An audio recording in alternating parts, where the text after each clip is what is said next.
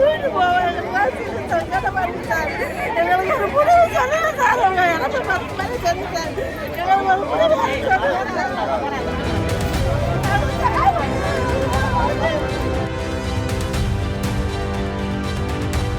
உள்ளே போய்ட்டு அந்த எந்த நோட்டீஸ் கொடுத்தாங்களோ அது போயிட்டு இருக்காங்க. அதிகாரி போலீஸ் அதிகாரிலாம் போகிறாங்க. ஆமாம், அதனால் எல்லோரும் இங்கே இந்த வராதவெல்லாம் அதில் வந்துடுங்க எல்லோரும். ஆமாம். சிவகங்கை அருகே காமராஜர் நகர் பகுதியில் அறநிலையத்துறைக்கு சொந்தமான இடத்தில் சுமார் 51 வீடுகள் ஆக்கிரமித்து கட்டப்பட்டுள்ளதாக கூறப்படுகிறது. நீதிமன்ற உத்தரவின் அடிப்படையில் ஆக்கிரமிப்பு செய்யப்பட்ட வீடுகளில் உள்ள மின்சார இணைப்புகளை துண்டிக்க இன்று அறநிலையத்துறை அதிகாரிகள் காமராஜர் நகர் பகுதிக்குள் சென்றனர். அப்போது அப்பகுதி மக்கள் மின்சாரத்தை துண்டிக்க வந்த அதிகாரிகளுக்கு கடும் எதிர்ப்பு தெரிவித்து அவர்களை அடித்து விரட்டியதாக கூறப்படுகிறது.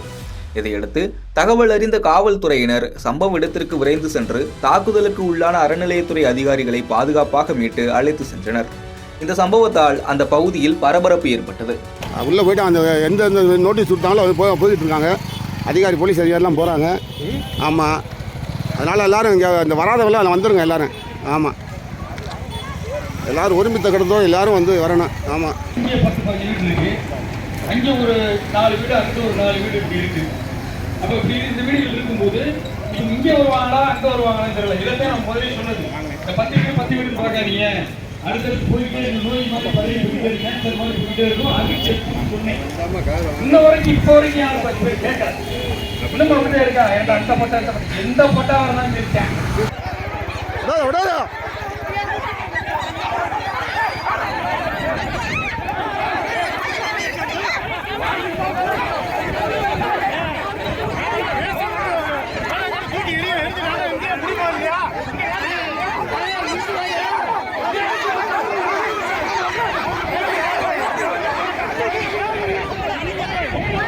மக்கள்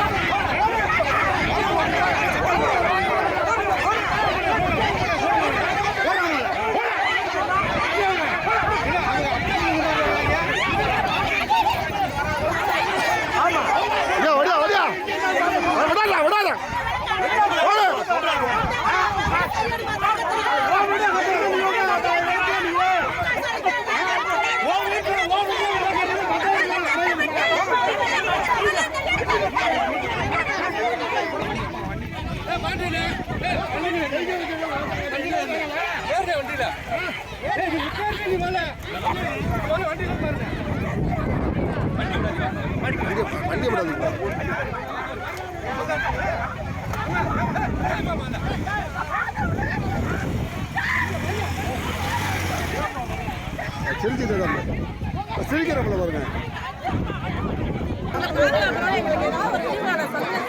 எங்களுக்கு இல்லைன்னா நாங்கள் நைட்டு கூட செத்து போயிடுவோம் சார். எங்களுக்கு அடுத்து செத்து போயிடுவோம் சார்.